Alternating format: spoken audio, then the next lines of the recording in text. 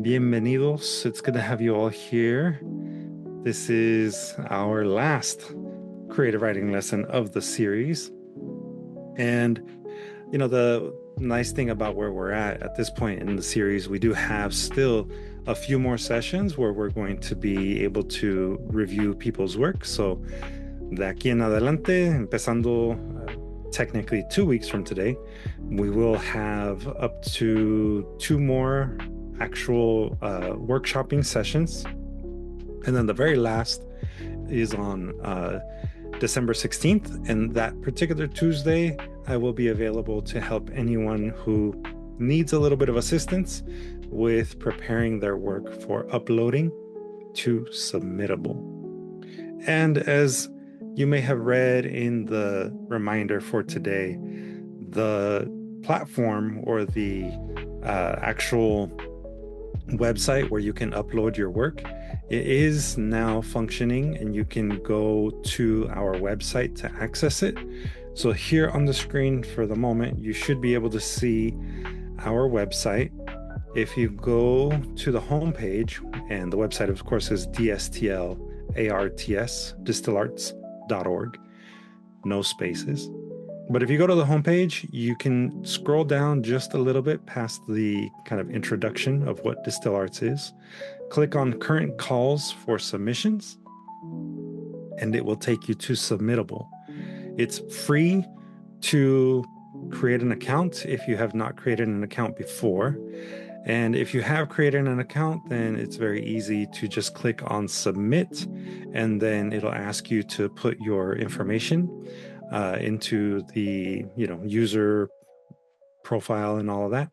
And the submission form itself will then activate, and you can upload either a PDF version of your writing or a Word doc version of your writing. And you also have the option of uploading images. If you plan to also include images as part of your submission, whether that be photography, paintings, illustrations, or even comics, it's very important that you follow the guidelines. So I suggest that you click right here where it says guidelines. And when it opens the little tab here, it'll show you some of the basic information that you already probably know. The current theme, of course, is pájaros y galaxias, birds and galaxies. And it's very important that you also acknowledge our terms of use, where you are agreeing that no part of your submission was created using generative artificial intelligence. So no ChatGPT stuff, no Sora, none of those things that are currently taking over the AI field, we'll say. And yes, we want you to use your cabezas, as Abraham so eloquently put it. But this right here, it's very straightforward, I think. All creative writing submissions should be typed 12-point font.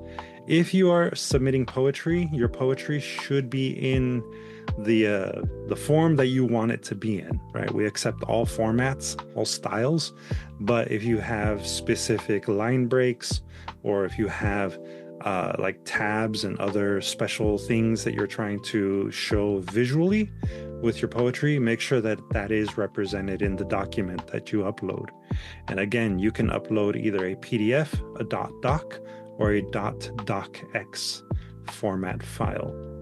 And for visual art, keep in mind that our zine, when it's printed, it is going to be a 5x8 in a vertical format. So most artwork that you would be submitting, if you're submitting visual art, make sure that it fits those dimensions.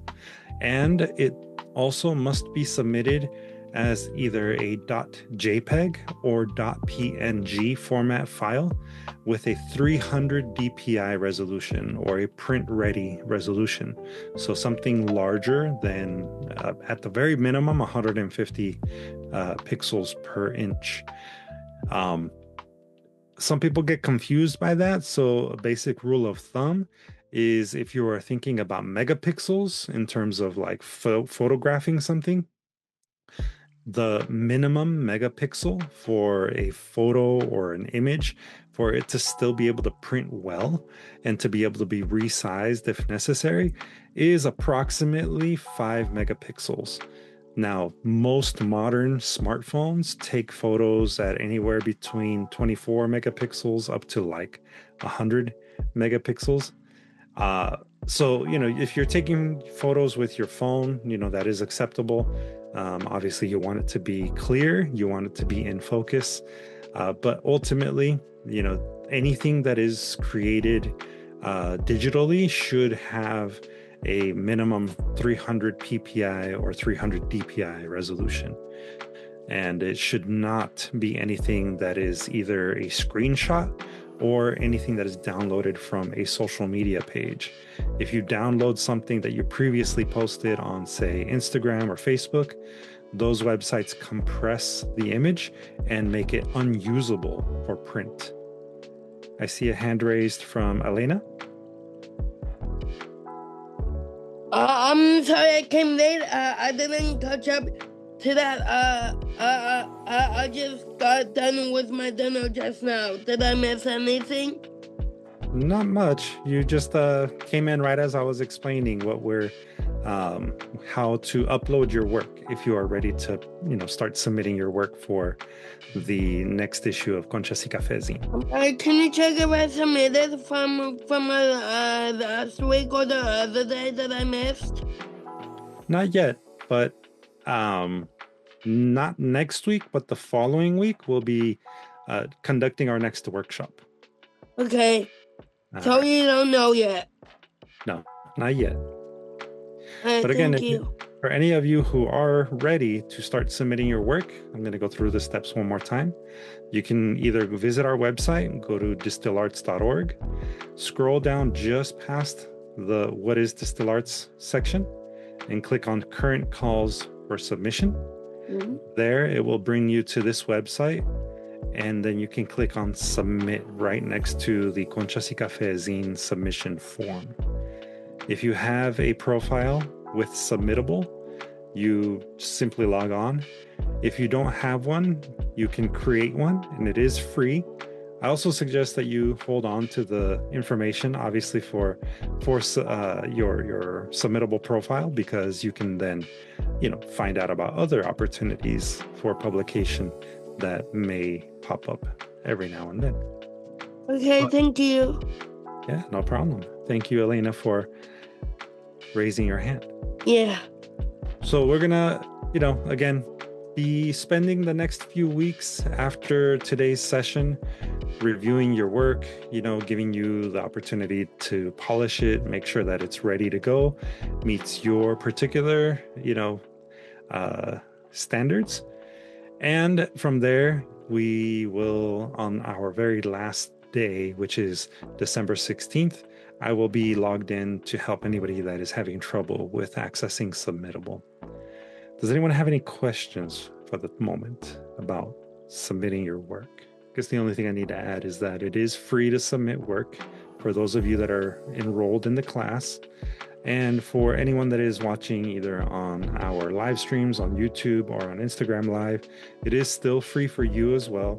However, if you are not enrolled in the class, fully enrolled, then it is only for people living in the Los Angeles County area.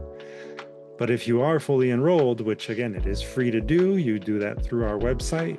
You can be living anywhere across the US, and you can submit as an active participant in the class. Today's the last day of class, right? Well, today is the last lesson, so we're not fully finished yet, Elena. We still have 3 more sessions. We got how many more weeks left? How many more?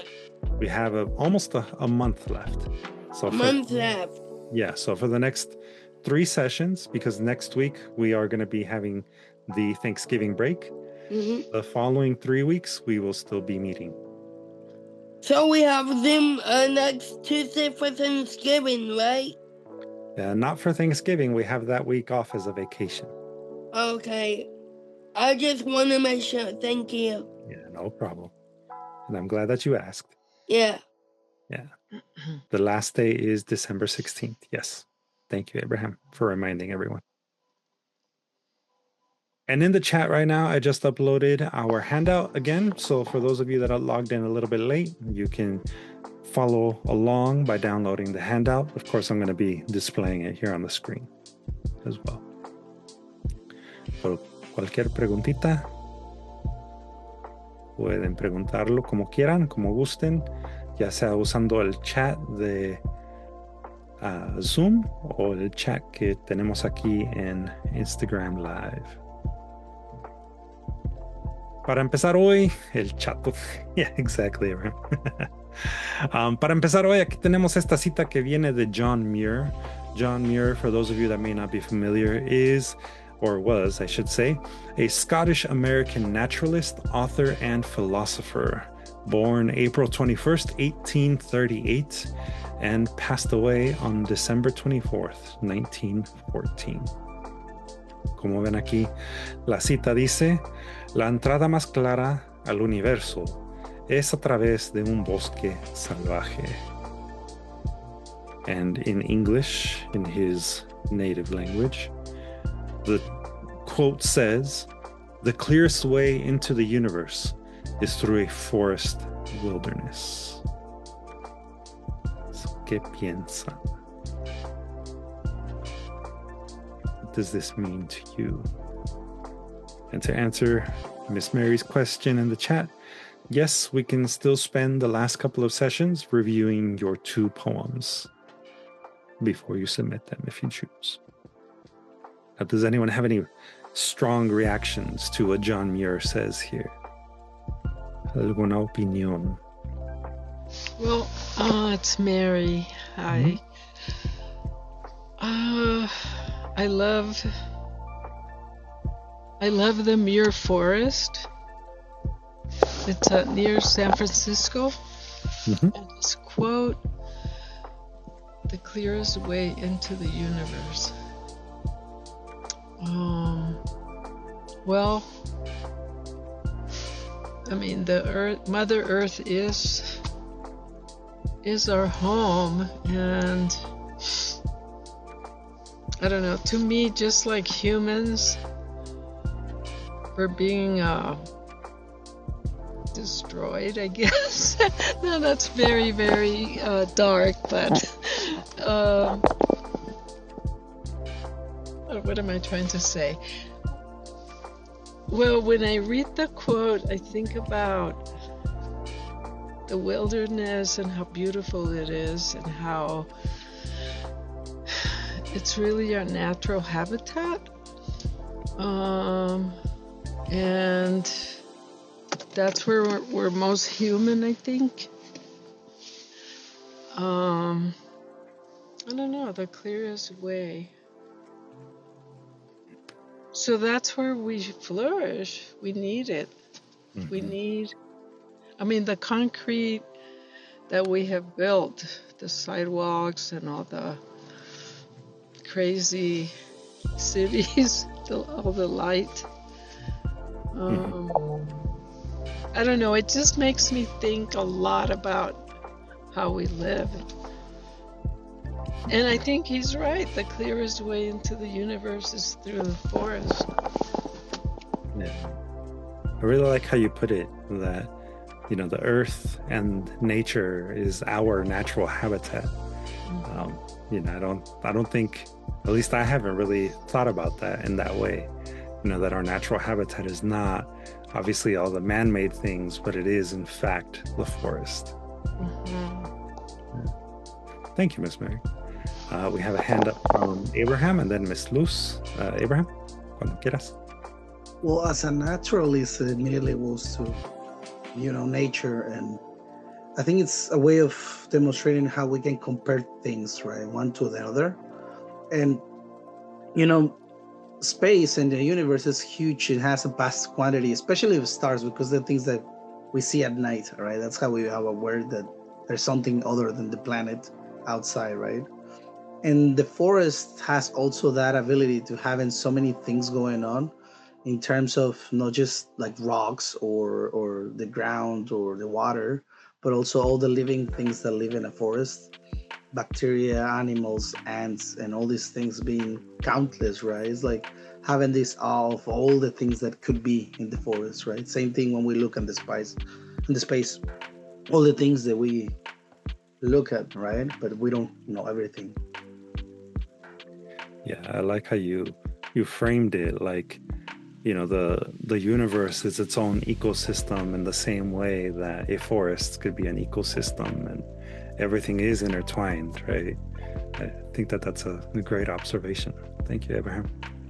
Ms. Luz. Yes, I just returned from my annual silent retreat, and although this time it wasn't in a forested area, it was in a desert. But just I find that the awareness that or the clarity that one gains when you're in silence and in, I guess, communion with nature, you do feel more connected to it, especially when there's no other distractions. And the Buddha did recommend sitting under a tree or entering into a cave for enlightenment. So I think city life is just not very conducive to that kind of connection. So I know I've gained a better understanding of myself when I'm alone in the forest or in a desert. Yeah, I like that. It's I think Abraham's right. To me, I think a desert is perfect for silence. There's probably more silence in a forest than, in a desert than in a forest. But I like that it is like your observations are, I think, alluding to the idea that we need to be able to be removed from other people in order to be able to be better people. That's kind of what I was getting, which I think is an interesting idea, and that it's our modern society, I don't think, makes us the best people that we can be. Anyone else have any other thoughts or things that came to their mind as we read the quote from John Muir? ¿Alguna otra opinión o punto de ver, quizá? ¿No? It seems like, well, there is more oxygen in the forest. And I know when I go there, I just spend the whole day there and just contemplate. So I don't know what we're gonna do because the forests are shrinking. Mm-hmm. And as we all know, I don't know. I mean, I think that the earth can heal itself in many ways, but it seems like in some areas we are facing a state of no return. Mm-hmm. The water's rising, but I still feel like the ocean has so much, and the forest, that so much life that it has happened before where civilizations or the earth, parts of the earth has been destroyed. Mm-hmm. And it still lives. So I am hopeful. But that little quote makes me think of all of that. But mainly how it feels when I'm sitting there, when I'm sitting in the forest. Yeah. Maybe there is something to that idea that The air is purer, maybe in a forest or even in a desert, right? There's less pollution. Therefore, the increase in natural oxygen, maybe it makes us feel happier and more connected in that way as well. You know, it's an idea. Yeah, thank you everyone for sharing. Like I said, we do have a lot to go through, so I think we'll go ahead and move on. But if you do have any other thoughts, alguna otra opinión que se les presente en mente, feel free to use the chat o pueden levantar la manita de Zoom y ahí podemos compartir.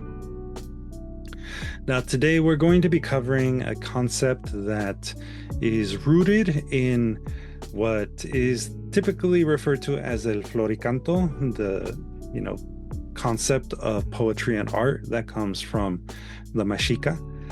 And a lot of the work that we're going to be reviewing today, if not all of it actually, comes from basically these two books that I have here. Let me stop sharing my screen so that you may be able to see the book itself a little bit better. So this is where I got the majority of today's content. It comes from 15 Poetas del Mundo Náhuatl by Miguel León Portillo. It's an anthology that examines some of the origins of the very little remaining records of poetry from Mesoamerica, from pre-Columbian Mexico. And then we also will be looking at some phrases out of this book here called El Diccionario del Náhuatl en el Español de México, Coordinador Carlos Montemayor. So we'll be looking at some little phrases there as well. And para que también podamos de verdad observar lo que ocurre en el lenguaje náhuatl, también tenemos aquí los poemas no solo traducidos en inglés y en español, pero también en su lenguaje originario. So we could try to read some of the Náhuatl versions of these poems that I provided us for today, but for I guess the sake of time, we can pick and choose which ones we want to read. And we're going to start off with one from one of the more famous poets of the prehispanic era of Mexico, Nezahualcóyotl. And by the way, his name actually means fasting coyote, o el coyote que ayuna. Nezahualcóyotl nació el día 1 conejo, que es el 28 de abril, en el año 1402, y falleció el día 6 pedernal, o el 4 de junio, en el año 1472. So he lived to be 70 years old, which is a pretty good long time for a Tlatoani of the time period. Fue conocido como un filósofo, guerrillero, arquitecto y principalmente un poeta, o como decían los nahuas, un cuicapique. También se reconocía como sabio en las cosas divinas y, como dije, fue un rey o un tlatoani del territorio de Texcoco. Y manejaba el Uber cada fin de semana. But yeah, he is definitely one of the more famous tlatoani of the time period. As the ruler of the city-state of Texcoco, he was very, very influential in the time period just before the arrival of Hernán Cortés and before the Americas were found by Christopher Columbus. Aquí tenemos, como digo, un poema que viene de él. Do I have a volunteer who would like to attempt to read it for us in the Castellano, Spanish, or in the English? Anybody want to give it a shot? Cualquiera de los dos. Puedo, de español. ¿De español? Ok. Ahora, cuando esté lista. Alegraos. Alegraos con las flores que embriagan, las que están en nuestras manos, que sean puestos ya los collares de flores, nuestras flores del tiempo de lluvia, fragantes flores, Abren ya sus corolas, porque allí anda el ave, parlotea y canta. Viene a conocer la casa del Dios. Como con nuestras flores nos alegramos, solo con nuestros cantos parecen vuestra tristeza. O perece vuestra tristeza. Oh señores, con esto vuestro disgusto se disipa. Las inventa aún el dador de la vida, las ha hecho descender el inventor de sí mismo, flores placenteras. Con esto vuestro disgusto disipa. Muchísimas gracias, Aurea. Gracias. And in English, do I have a volunteer that might want to read it for us in English? I would. Yeah, all right. Go ahead, Elena, whenever you're ready. It says recipe. Náhuatl coyote, fasten coyote. Rejoice with the flowers that intoxicate those that are in our hands. Dawn now. The flowers, necklaces, our flowers from the rainy season, fragrant flowers, now open the corollas around the travels the bird, chattering and singing. It comes to see the house of the God. Only with our flowers do we make ourselves cheerful. Only with our chants does our sadness perish. O Lord, with this sigh why dissipates. They are invented by the giver of life. They have been made to the skin by the interval of himself. Pleasurable flowers with this I would dissipates. Excellent. Thank you, Elena. You're welcome. And just out of curiosity, ¿hay alguien que se lo quiera aventar en el náhuatl? Anybody want to give it a try in the original náhuatl? Yo no hablo náhuatl, pero puedo intentar, pero después me tengo que ir a una reunión. Okay. ¿Sí? Okay. Oh my goodness. Son Ayacán. Ika son Ayacán Iwinti Xochili. Tomacmani Maon Teya Aquiloto. Xochicuicatl in Toquiapaptan Cocho. Tlatzelia Tochili. Hueponia Xochitli. Oncan Nemi Toto. Chachalaca Tlatotua Wa Kimati Teontli Ican. Sanillo in Toxochiu Ika Tanihaniayacan. Sanillo in Coicant. Ika Pupuliwi in Amotaco to in Tepenucan. Ika Yegua. Amelel Onquisa. Quiyocoya in Ipalmemoa. Quiyacual Temohuiya. Moyocoyansi in Ayayeuyo. Xochitli. Ika Yegua Amelel Onquisa. Muchísimas gracias, Aurea. Aprecio mucho su intento. It's obviously not easy, especially if you're not familiar with the language or even, some of the phonetics. So I very much appreciate the attempt. Regresando aquí a lo que quizás sí se pudo entender. Does anyone have any thoughts about the poem? What stands out to you as we were reading through Alegraos or Rejoice? Grisel? So, esto me recuerda como ciertas ocasiones que teníamos en México con mis abuelos, de que siempre que se celebraba algo o dábamos gracias a la vida, nos llenábamos de flores. Era como una ofrenda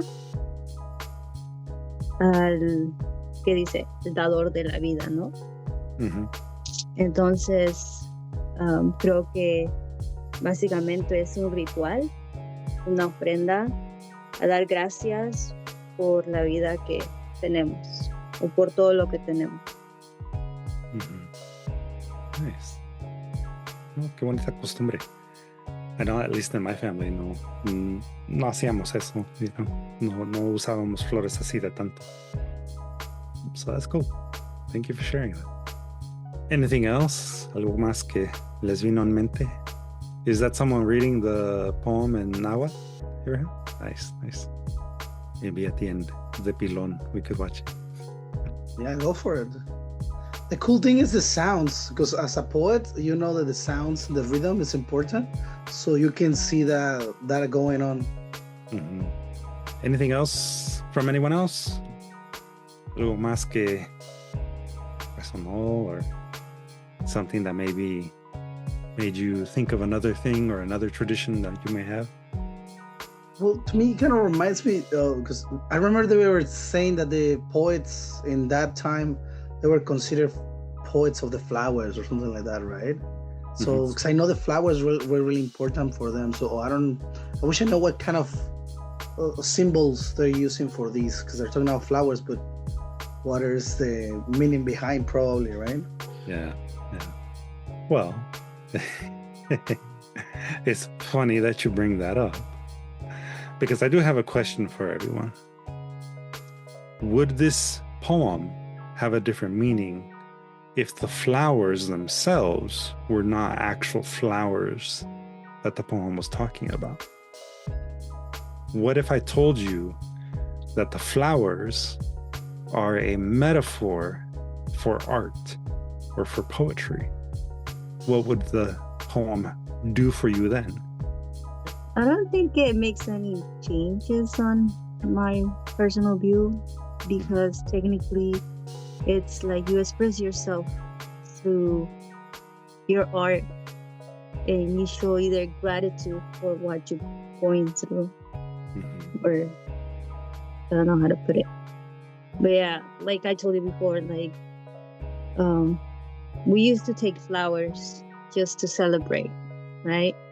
But within those flowers, it was like you either made like a crown, you made certain stuff with the flowers, not just take the bucket of flowers and leave it there. Yeah. So that's where I'm just like, it doesn't change for me. Yeah, I can appreciate that, because I think, culturally speaking, we do have a long history with flowers, I would say, in Mexico, and, the use of flowers across cultures, even in other cultures, other regions, cuando uno muere, se llevan flores, se lleva una corona de flores, whatever the case might be, right? There is a significance to flowers in themselves. So it may or may not change the poem for you, but, maybe it does change it. And if it does change it for you, in what way does it make you look at the poem differently? Yeah, it's almost telling us that we are kind of the birds that visit all these flowers, in a way, if you think about it. And then goes into like comparing it to the songs, right? Yeah. So it definitely has that kind of because it's talking about vibrance and we being attracted to these things, right? Like we're attracted to music, like you're saying, like paintings and all these artistic things that come from us in a way, right? But still we get back to it and we are attracted to it, and that's kind of and then of course it goes into a little bit of a God mode over there in the bottom, but I guess most of those cultures have a lot of gods or religion involved in most of their lives, so it goes also into that. But really, yeah, interesting. Yeah, I think that what Abraham was alluding to was maybe referenced here in this section, right? They are invented by the giver of life. So las flores no son solo algo que existen en el mundo natural, pero también son cosas que son inventadas por el dador de la vida.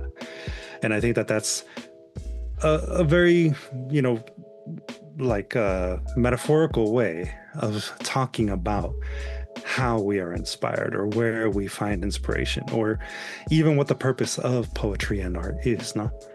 Like I said, we'll, maybe if we have enough time, we'll try to listen to the poem in the original Náhuatl. But for the time being, let's talk a little bit about el Floricanto.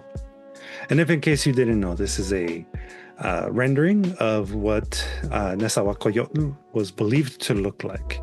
It is also, if I'm not mistaken, the same drawing that is used to put his face on one of the bills in Mexico, one of the contemporary pesos. Se parece a tu tío. I mean, All right. So, obviously, poetry was a part of a larger, richer cultural tradition in ancient Mexico. And, it's something that existed in multiple city-states. O sea, no solo fue parte de la cultura de los territorios que hablaban náhuatl. La poesía existía en otras culturas, en otros lugares del México prehispánico. But in general, a lot of the records that we still have of, the poetry of pre-Hispanic era Mexico, it is primarily dominated by the Náhuatl poets, right? And that's kind of, if you're aware of history, of course, it's partly because of how just large the Mexica or the Aztec Empire was during that time period. In the central region of Mexico, there were many different tribes, many different city-states that existed, but many of them were also subjects of the Mexica. That's not to say that people like Nezahualcóyotl were necessarily fans of the Mexica or the Tlaxcalans. They weren't exactly, I would say friendly contemporaries. But in general, when the Spanish arrived, they focused primarily on what was the largest group, right? So as we look at this, we are going to be looking at it from the lens of the Mexica, essentially, right? The Aztecs. Y en esa cultura, la cultura mexica o la cultura náhuatl, se puede decir, los poetas cantantes se llamaban los Xochicuicatl. I'm sure I did not say that correctly, but también se llamaban los Cuicapique. And, cada una de esas palabras significa un poquito diferente, tienen diferentes significados. Xochicuicatl, they would be, I guess, flower speakers is the translation, the loose translation. Y los Cuicapique eran los cantantes or the song makers.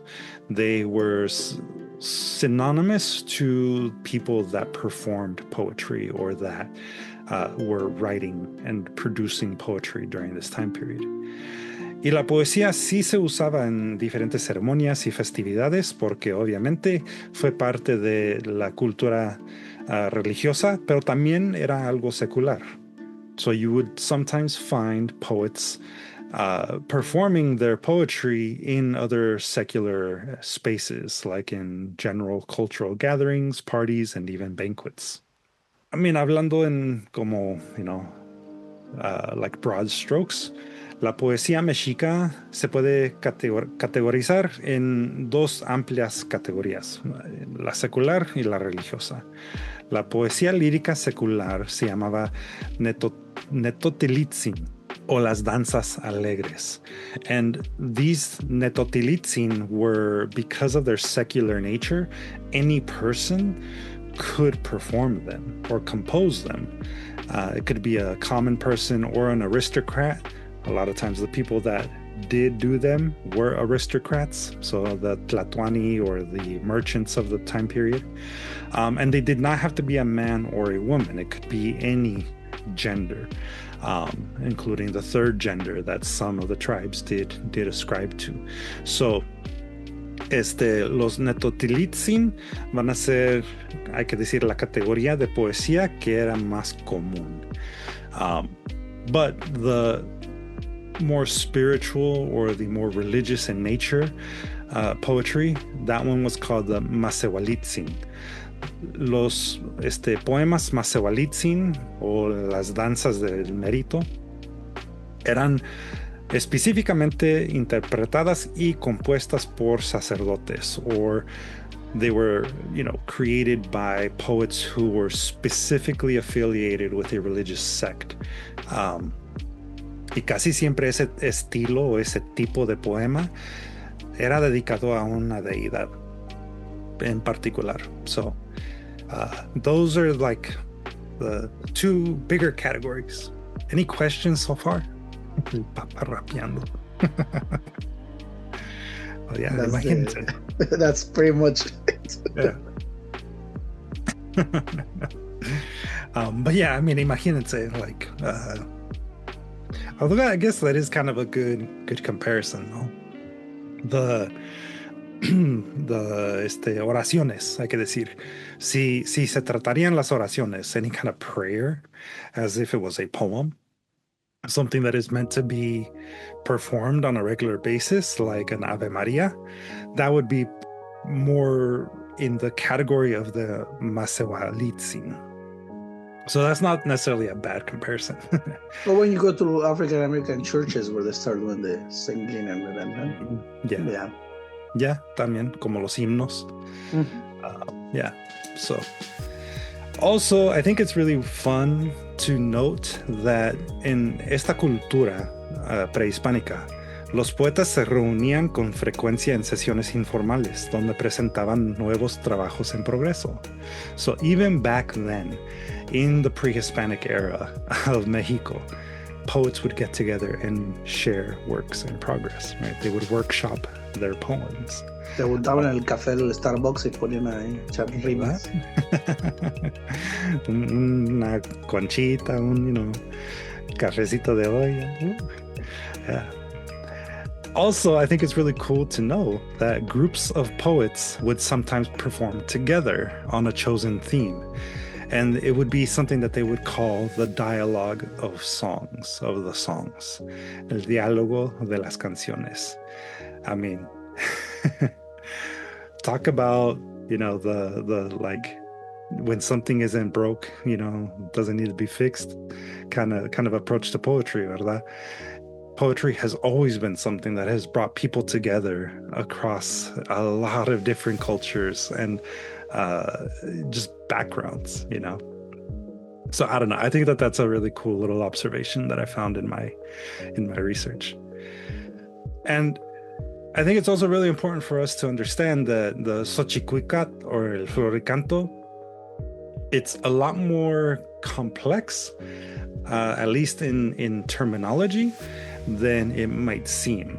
You might hear Floricanto used a lot in especially Chicano culture or in spaces where art and poetry are invoked from a very specific Mexican lens. But I think that it's also really worth understanding that it's like a generalized label that actually has a lot more behind it. So, hablando del Floricanto, la palabra en sí, el Xochicuicatl, sí quiere decir, sí significa la flor y el canto junto, pero es un estilo particular de poesía entre todas las diferentes categorías o estilos del género Floricanto. And being that it is a particular style within this broader category of the Floricanto, the Xochicuicatl, is good to understand that it's also sometimes called the Xochicuicame, or literally songs about flowers or relating to the ceremonies of the goddess, Xochiquetzal.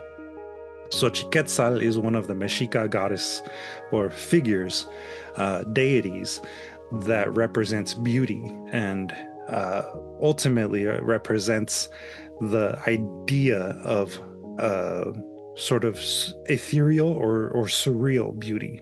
So it's not necessarily a woman as the beauty of a woman. It's the idea of just simple beauty. So it is kind of a misnomer to say diosa es la teotl, but as we had in our conversation with a practicing, I remember him. It's a little difficult to explain without kind of finding equivalents in the language that we're used to. So we can refer to Xochicuicatl as a goddess or a deity. But what is called a Floricanto, is really using flowers as a metaphor. And that includes any part of the flower. So it's cognates, lo florido, o como en el poema de Nezahualcóyotl, las corolas, o los pétalos, right? Cualquier parte de la flor llega siendo un metáfora por la idea de la hermosura, de la belleza, de poetry or art, because they all kind of become synonymous with one another. So as you can see here, the actual phrase, the Náhuatl phrase, in Xochicuicatl, it does literally mean flower and song, but in the figurative sense, it is just simply poetry and art. Y por eso es importante distinguir que el Xochicuicatl, el Floricanto, en sí tiene básicamente 4 diferentes estilos asociados al concepto de la poesía. So, in this sort of background that we're trying to build on what a Xochicuicatl is, it's good to know that the different categories, right, the Masewalitzin and the other one, the secular version of Floricanto, can be kind of related to either the Teocuicatl, which is the songs or the odes to deities, and that would be probably the most religious in nature. Those would be very directed to a specific deity. Then there's the Xochicuicatl, which is songs or odes to poetry or to art. And so most of the poems that we have seen so far in what is available to us, they will refer to flowers, but it's always going to be flower as a metaphor for something related to art or poetry or beauty. Like we did with the birds. Yeah, exactly. Then there's the Yaucuicatl, which are songs or odes to war or battles. So these are more like a remembrance, la remembranza o la celebración de una batalla que fue exitosa, algo así, ¿verdad? So the Yaucuicatl is the one that is more focused on the war, the militaristic nature of the culture. And then, I mean, it wouldn't be poetry si no existiera el Icnocuicatl or los lamentos, right? Laments. And that is a form of poetry that I'm sure all of us at some point have had a chance to write for ourselves, no? Luis Miguel todavía existía? Yeah. The interesting thing that I learned in this research, though, was that the term Icno or the Icnotl, that cognate, or no, the root word, sorry. The root of this word, Icnotl, it actually means orphan, so huérfano. Y un huérfano es una metáfora para el sufrir, para la angustia en esta cultura. So imagínense, vivir sin los padres de uno es una vida angustiada, at least in this culture. So it says something about su tiempo. Yeah, exactly, blues. So so these are the different styles of what is broadly referred to as the Floricanto or the Xochicuicatl. A lot of times, the actual act of performing them, it was intended to invoke a deity, or if you were creating them because you wanted a personal connection with one of these deities that you may have either hay que decir, era como tu santo, ¿verdad? Y querías que ese santo te cuidaría o que te diera una fuerza o algo para que puedas, for whatever reason, right? You may want it. The other thing too is that these were oftentimes associated with the act of going on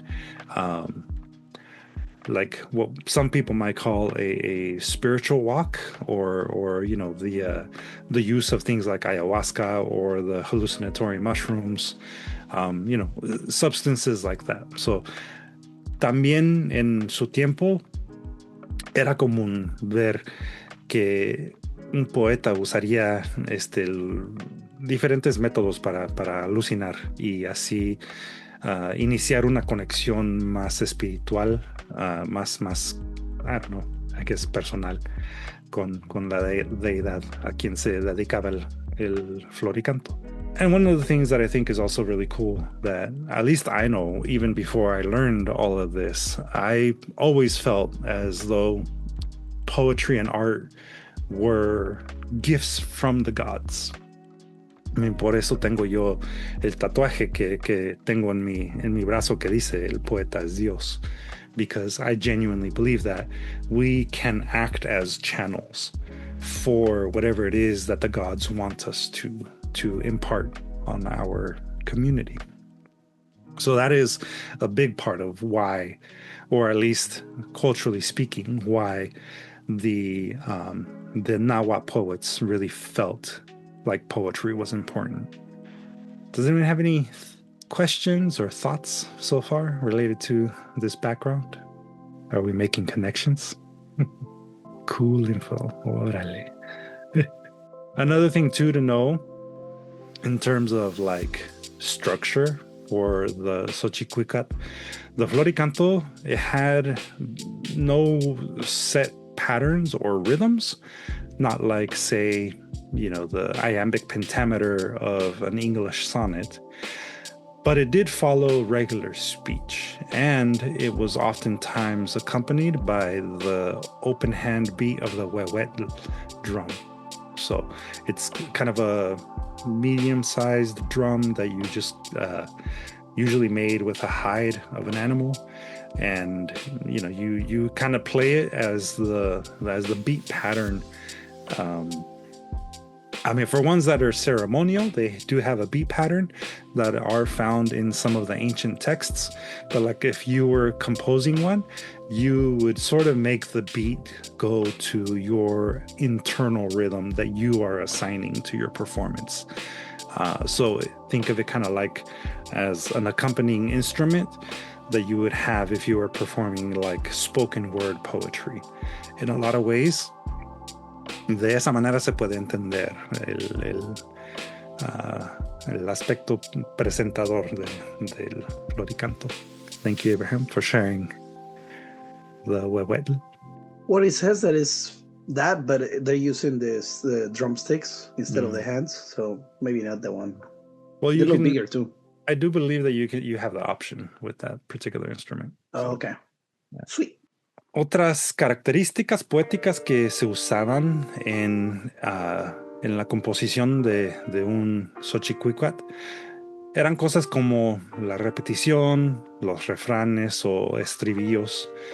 There's also some other techniques that you will find in other forms of poetry that go, well beyond just our culture. But you have things like parallels, the use of repeated ideas that are expressed in different ways. Keywords, las palabras clave, que típicamente eran conceptos importantes que se repetían con frecuencia. Think the flower, for example, in specifically the Xochicuicatl format or style of the Floricanto. There were also things like interjections. Interjections were sometimes seen as like references to people that maybe weren't there, or references to a voice that would talk back, similar to the call and response that might be found in other forms of poetry. Y eso típicamente era para crear el efecto de ritmo, efectos rítmicos. We will see a couple of interjections in the next poem that we'll look at. There's also some slightly more advanced techniques that you would find in the Xochicuicatl, such as the meronymy, o en español el difracismo, cual es el uso de dos palabras diferentes para referir al mismo concepto, tal como el cetro para la soberanía o la botella para una bebida alcohólica. The metonymy, translated in the English here, it's a figure of speech where you use an object or a concept to refer to a related idea. So some examples would be a scepter or the crown for sovereignty, or the bottle. You hit the bottle to talk about having an alcoholic drink. Or you might even say something like to count heads, meaning to count people. In Náhuatl, these types of metonymies were usually phrases that linked together two ideas. Aquí tenemos unos ejemplos como expresiones náhuatl, tal como el cuitlapili atlapili o el incuitlapili incatlapali, cual literalmente significa la cola y la ala de pájaro. Y eso se puede usar como metáfora indicando la gente o el pueblo. So, cuitlapili or atlapali, Cuitlapili Atlapali unidos as a phrase in Náhuatl would be a metonymy, meaning literally the tail, the wing, or metaphorically the people, the common folk, el pueblo, ¿verdad? There's also kennings, which comes like the term itself, kenning, I believe comes from a Nordic reference, if I'm not mistaken. I might be wrong about that, but the idea is definitely found in other cultures. Yes, Abraham, you have a question before I move on to that? Just a quick one. The metonym, is that like pre-established iconography, basically, in a way, right? Like a badge will define cups, right? So it's not something you're inventing just for this poem. It's already something already established that means something, right? Other than its own thing. Yeah, that's also very important to remember too. Okay. Yeah. So thank you for adding that, Abraham. A metonymy is going to be something that is pretty clearly understood to represent like an object that is clearly used to represent the idea of what it is representing. It is similar to dichos, as Miss Mary is saying in the chat. Yeah, it's like iconography that is culturally understood. So a badge is going to be culturally understood in the Western world as a person of authority, more specifically law enforcement, ¿verdad? Si estamos hablando de una corona, a crown, that is going to be pretty clearly understood to be talking about a monarch, un monarca, alguien que es el rey o reina de algún lugar. So there are expressions in Náhuatl that would have been understood by the people that spoke the language of Náhuatl, such as the example that we give here, right? The cuitlapili atlapali, la cola y la ala. Eso era algo que era, hay que decir, obvio para la gente que hablaba Náhuatl. And those are hard for anthropologists to figure out, because if there's nobody to refer to, like, what were they trying to say? If it was just a saying that everybody knew, but us in the future don't know, that's hard. Yeah. And we have a lot of those in different languages. English has their sayings, right? Their phrases that clearly are references to other things, like a brown noser. That's something that is pretty clearly, understood as a person that is what's the best word for it in Spanish? Sin ser muy vulgar. Ay, no te puedo ayudar. Yeah. But I think y'all might understand what I'm trying to say. So, yeah. So think of the idea of the dichos, ¿verdad? And that is also very similar to what a kenning is, especially in the Náhuatl. Kennings, though, are usually two words that you can combine together to create a name. Hay que pensar en, por ejemplo, el nombre Nezahualcóyotl. Nezahualcóyotl, si se traduce literalmente, significa el coyote en ayunas. You know, the fasting coyote. That is the literal interpretation of that name, Nezahualcóyotl. There are other ways in which a kenning can appear in, you know, things like the Náhuatl. I have some examples here of, like, say, the eagles and jaguars, which is a reference to warriors, you know, because of the two classifications of warriors. There's also the mat and the chair, which in at least Náhuatl would have meant authority.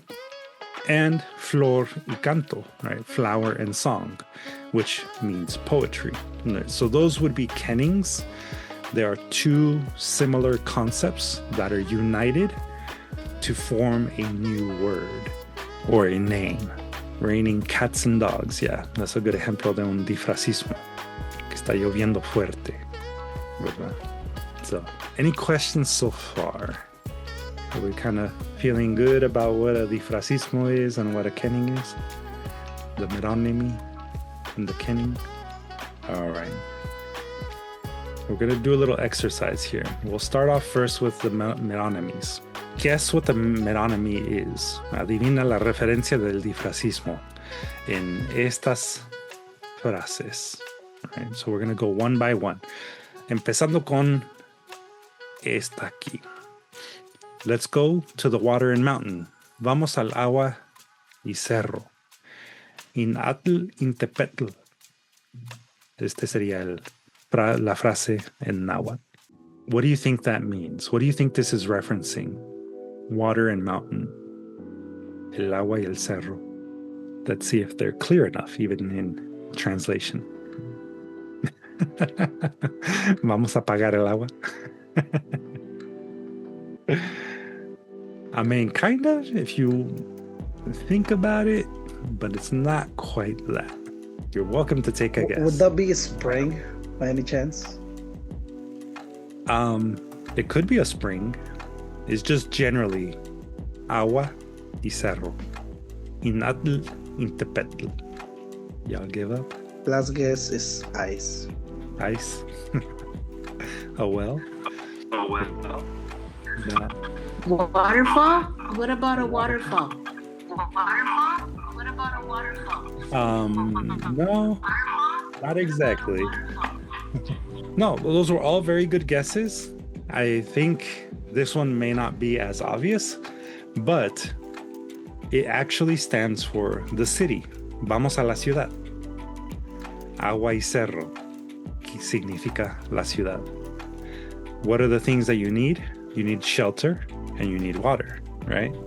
So en combinación, en Náhuatl significaban la ciudad. Vamos a la ciudad. Yeah. All right. This one might also be a little more challenging, pero a ver si la adivinan. Él es de niebla y humo. He's the fog and smoke type. Oh, Marlene. Es invisible. Bob Marley, not quite Bob Marley, pero and a ver, invisible diría lo opuesto, the opposite of being invisible. Como dijo Abraham, I just didn't want to be that mean.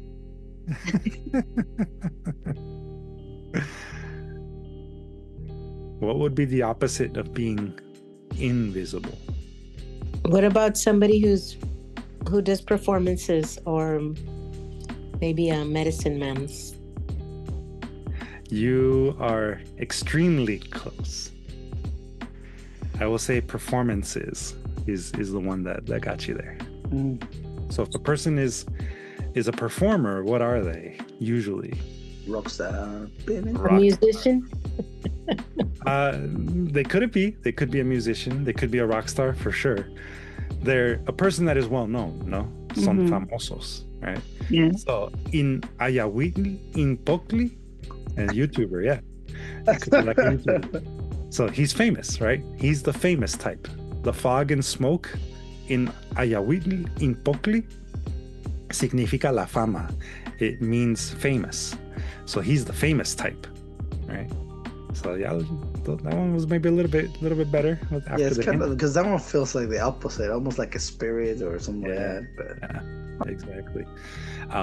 And this is, I think, where obviously having that like cultural understanding helps, obviously. Pero a ver si le agarran este. Quedó en morral y caja. Topco petlacalco.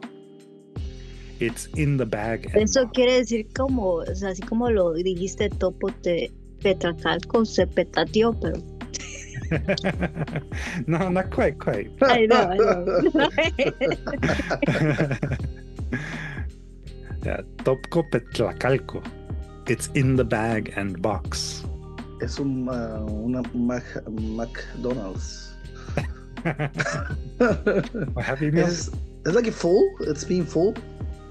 Como lleno No como lleno. o Think pagado. metaphorically. Quedó en morral y caja. Secreto. Secreto. Eso. Suena como juego esta cosa. Me gusta. Yeah. So, Topco petlacalco significa secreto. Topco petlacalco means a secret. So There's no it's- getting out of the box or the Right. bag. That's why. That's yeah, one of the it's more in the understandable. bag and in the box. ¿Verdad? So está guardado. It's a secret. All right. The last one of the metonyms. It left in clouds and mists. Se fue en nubes y nieblas. Mixtitlan Ayahuitlan. Se echó un pedo. Just farted. Mal pensado. It went like it left fast, no? Kind of in that vein, but not exactly. In clouds and mists. Cuando Just because the estábamos other en one este. went that way. Yeah, So cuando it estábamos went en- with a big bang.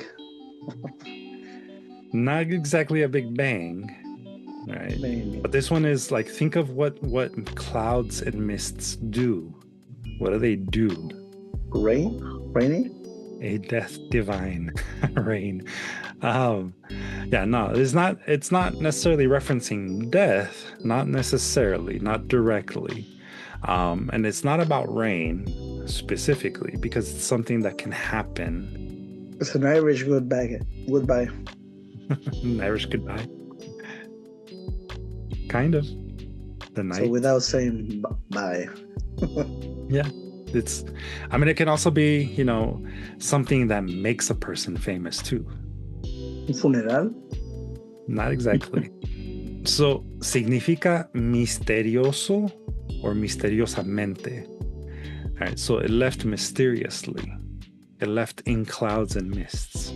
Mixtitlan, Ayahuititlan. So, it's something that happens in a mysterious manner, de manera opaca, misteriosa. Right?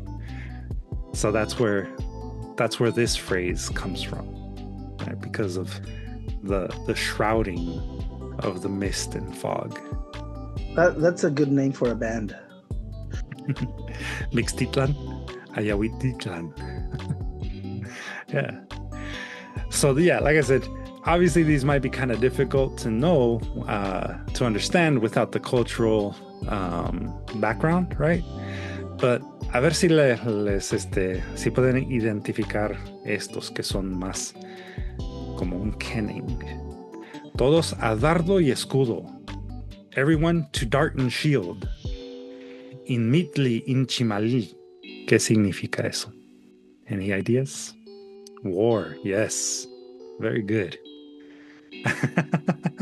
A darles madrazos, yeah. That's another way to think about it. But it is war, yes. Dart and shield mean war, la guerra. All right, the next one. Incolotl Xochicuicatl.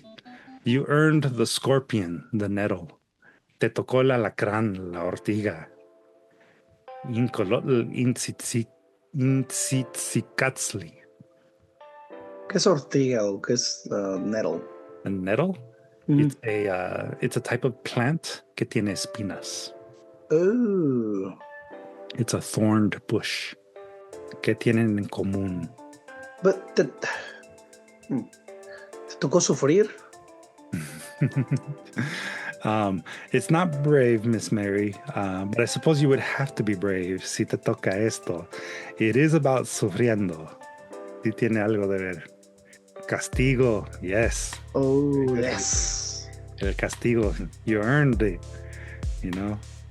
Fuiste niño malo, or whatever the case might be. Very good, very good. All right, a ver si captan este. Prende el cabello rubio, Soncotzli. Turn on the blonde hair, Soncotzli. Blonde hair. Ponte a cocinar. Very close, very, very So I close. feel like they're talking about corn, right? No, it's not talking about corn. Pero No, ¿qué es más? como. Oh, Ah. sorry. Okay. Como. What do you call it? No fiesta, pero como. Can't think of it. What's that word?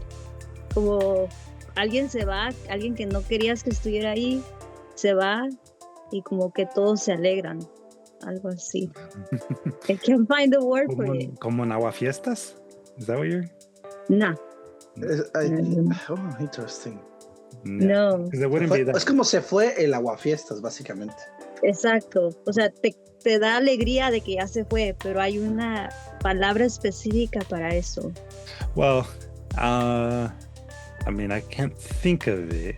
It wouldn't be kill the devil, although in some places that might be accurate. So, hablando de elote, si vas a cocinar un elote, ¿qué necesitas para cocinarlo?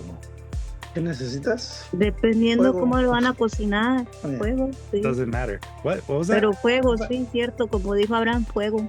Fuego. ¿O Right. prende el fuego? Prende el fuego. O cabello rubio viene siendo el fuego. El Okay. fuego, exactly. I see. El cabello rubio, en este caso, Yeah. el soncotzli significa fuego, fire. All right, so turn on the fire. Ponte a cocinar. Interesting. I like that one. Yeah, I thought that was an interesting one too. This is if you're familiar with, you know, some of the deities, this one might make sense to you. Pero tráeme la de la falda de jade. Bring me the one with the jade dress. Xochicuicatl. I like what one of our viewers on Instagram said. To burn the Spanish man. Guadalupe? But I think it's pre-day, right? Pre-Hispanics? Yeah, these would be, a lot of these are pre-Hispanic phrases. So, tráeme la de la falda de jade. I mean, if you're talking about deities, maybe it says like bring me that deity, but Well, if deities were a thing, maybe rain or water? you're so close. Eso. Yes. El agua. Yeah, because we had the conversation with our friend, the artist. I'm like, oh, because Yeah. their deities are actual the things. So, okay. Yeah. So Nice. in that particular one, yes. If you're familiar with the deity, Chalchutlicue is the deity, the Teotl, that represents the feminine aspect of water, right? So si te digo, tráeme la de la falda de jade, te estoy diciendo, tráeme el agua, right? Bring me the one with the jade dress. So yeah, that one, you know, again, if you're familiar culturally with the deity that it represents, then you Me might hubieras avisado que de esta era la clase que traerá mi tía. Pues hay que ver después en YouTube. So, these are some examples of Náhuatl difracismos y kennings, no son ejemplos que diría en inglés o, maybe in what we might be familiar with in Spanish, right? Dichos. But, I hope that at least this kind of illustrates the way in which a metonymy or a kenning can be used in phrases. And again, it does help to obviously know the cultural background, but there are certain things, por ejemplo, el dardo y escudo. I mean, they're two related ideas, ¿verdad? A dart and a shield. I mean, what else would they be used for if not for fighting battles, for war, right? So you can combine the two ideas to metaphorically talk about another one, something that is obviously related to it. And yeah. Thank you, Abraham, for sharing there in the chat the illustration of Xochicuicatl. Yeah. So, diosa de agua, ríos, lagos y mar. Exactly, Aida. So, we have gone over our time. Lo siento, mis amigos. No creo que sí es mucho más largo. Should we continue next week with that one? With the rest of the lesson?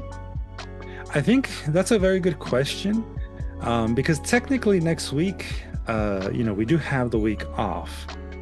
However, how are all of you feeling at the moment? Because this is a very complex, or maybe not that complex, but it is a very multi-layered form of poetry. ¿Cómo se sienten? ¿Gustarían hablar más sobre esto la semana que entra? I'm more than happy to have an additional little class here, a part 2, digamos. I see the thumbs up from Abraham. ¿Qué opinan los demás? Yeah, Miss Mary. Thank you, Aida. All right, I see a couple more thumbs ups.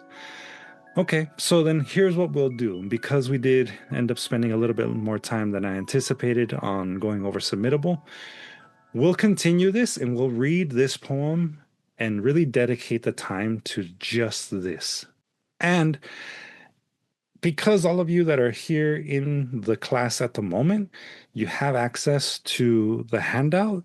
You can always use the handout. You can download it from the chat and you can review it and see if there's any other additional questions that come up for you. Y pueden traer sus preguntas la semana que entra. Para ustedes que están aquí en el Instagram Live, you can obviously join us by joining us next week. We'll start at 6:30, like our usual time. And of course, for those of you that are on the Instagram Live, you can always fully enroll in the class by going to our website. I do recommend that you fully enroll or that you at least visit the website periodically, because this session has been recorded and all of the previous lessons are actually available on our website. So if you go to distillarts.org and then click on under programs, Conchas y Café Zine, it will bring you to this page here. Y aquí pueden ver no solo cómo pueden entregar su trabajo, so you can actually click here to submit your work if you have work that is inspired by the current theme. And you can also visit the previous classes. So here we have the recordings of our previous sessions along with the handouts. The same will go for this current session that we are recording at the moment. We will post it in a few days here on the website along with the handout. So aquí recomiendo que visiten dentro del fin de semana, I would say. That's about when I should have the video up on the website. So yeah, we'll continue this conversation next week, next Tuesday. In the meantime, does anyone have any questions, anything that they feel they want to ask now before they forget? All right. So we will have a little extra session, un poco de pilón para la semana que entra. So with that, I will leave you all to enjoy your weekend. If you do have any additional questions that come up during the course of the week, feel free to write them down or you can email them to me, and I'll try my best to come prepared with answers for your questions, o podemos continuar con la conversación la semana que entra. So yeah, have a good night, everybody. I hope you all enjoyed the first half of our Floricanto lesson. Have a great night, everybody. See you soon.